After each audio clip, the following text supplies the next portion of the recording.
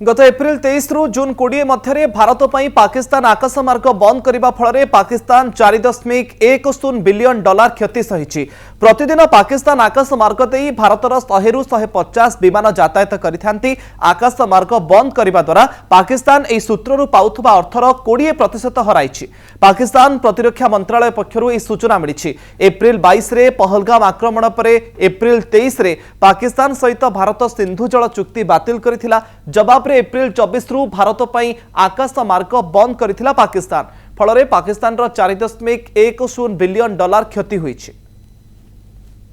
बड़ क्षति सही पाकिस्तान। भारत पर आकाश मार्ग बंद द्वारा पाकिस्तान 4.10 बिलियन डॉलर क्षति हुई। एप्रिल 23 रु जून 20 मध्य भारत पर आकाश मार्ग बंद करथिला पाकिस्तान। प्रतिदिन पाकिस्तान आकाश मार्ग दे भारतर 100 रु 150 विमान यातायात करिथांती।